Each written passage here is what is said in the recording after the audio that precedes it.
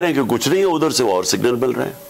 मैंने इनको कहा कि ये समझ जाएं कि अगर आपने इस वक्त गवर्नमेंट को हटा दिया और पॉलिटिकल इंस्टेबिलिटी आ गई, तो मैं आपको बता रहा हूं कि कोई नहीं संभाल सकेगा आपकी इकोनॉमी को, और खास तौर पे ये चोर तो नहीं संभाल सकेंगे। शौकत तरीन को मैंने भेजा, उन्होंने उसको बताया कि ये जनाब हालात हैं, आपने इस वक्त अगर ये कर दिया। 2 घंटे वो बैठा रहा इनके साथ, एक समझाया उसने स्टेप बाय स्टेप कि इस स्टेज के ऊपर अगर आपने पॉलिटिकल इंस्टेबिलिटी लिया, इकोनॉमी आप नहीं संभाली जाएगी। तो आपको क्या लगता है? पहले मैं सुन लूं। उसको भी कहा कि फिक्र ही ना करो, कंटिन्यूटी रहेगी। अच्छा, मुझे भी कहा फिक्र।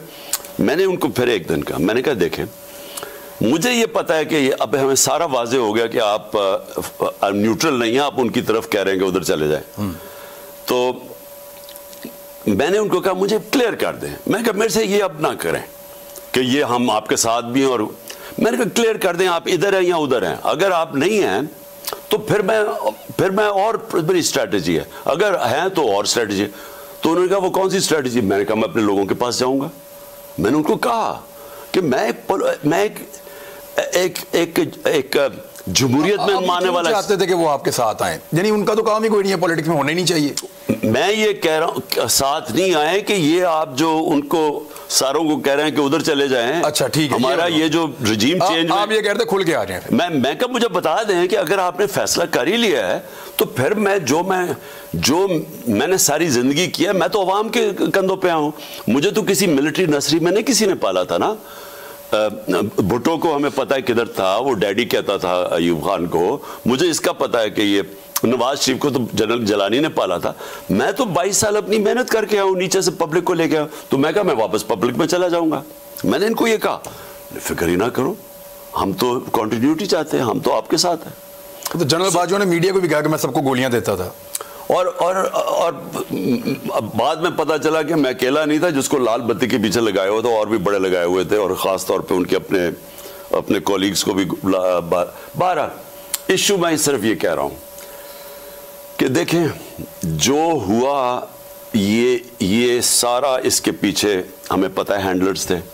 और जब ये हो गया और जब पता चल गया कि पब्लिक आके हमारे साथ खड़ी हो गई, 10 अप्रैल एक पाकिस्तान में एक ऐसा वक्त था जिसमें कभी ऐसा हुआ नहीं पाकिस्तान कि पब्लिक आके खड़ी होगी, एक वो पार्टी जिसको गवर्नमेंट से निकाला है। तो जब आपको नजर आ गया कि पब्लिक आके इधर खड़ी हो गई है, और ये भी नजर आ गया कि लोग इन चोरों को नहीं मानेंगे, बल्कि हमारे साथ लोग इसलिए आए, वो इन चोरों की शक्लें देख के, वो 3 स्टूडेंट्स की जब शक्लें देखी वो लोग इधर आ गए। अब जब लोग इधर आ गए, इन्होंने जो उसके बाद किया, मैंने सबसे बड़ा जुल्म किया, जो इन्होंने 7 महीने हमारे ऊपर जो तशद्दुद किया, हमारे ऊपर जो इन्होंने जिस तरह की ऑपरेशन की। मैं आपको यकीन कराता हूं कि जो 25 मई को हुआ, वो लग रहा था ये मकबूजा कश्मीर है, ये पाकिस्तान नहीं लग रहा था। मकबूजा कश्मीर में औरतें, बच्चे, फैमिलीज के ऊपर शेलिंग होती है, यहां तो नहीं होती थी। हमें जिस तरह मुझे ट्रीट किया गया, मेरे ऊपर केसेस बनाए गए, जो मुझे मिलता था आके उसके पीछे पड़ जाते थे। पूरी एजेंसीज उनके पीछे लगी हुई हैं। हमें तो जहाज कोई नहीं मिलता था, लोग डरते थे, हमें रेंट पे जहाज नहीं देते थे। वो तो शुक्र है मेरा दोस्त दान असद अमेरिका से आया, उसके जहाज अगर ना होता मैं तो ट्रेवल ही नहीं कर सकता था। हर किस्म का इन्होंने हमारे ऊपर जो प्रेशर डाला है, जिस तरह मीडिया के ऊपर जो दिखाता था। और ये एस्टेब्लिशमेंट थी, not the political government. Political, अच्छा, हमें जब 25 मई को ये पुलिस वालों ने हमने पूछा ये तुमने क्या किया, वो कहें जी हमारे से पीछे से प्रेशर था एस्टेब्लिशमेंट का।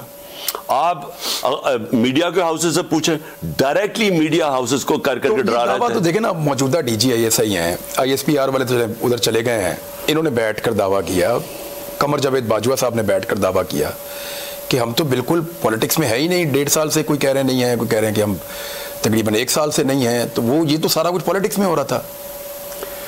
देखिए, मैं अब इतने बड़े झूठ बोल रहे हैं।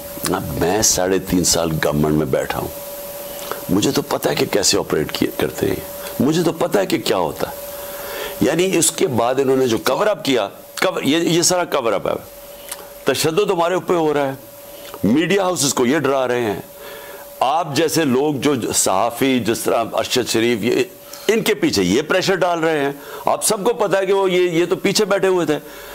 जो इन्होंने तशद्दुद की आजम स्वाति के ऊपर और शहबाज गिल के ऊपर, दोनों हमें कहते हैं कि उनको उठा के पुलिस उठा के लाई, बाद में इन्होंने पकड़ लिया।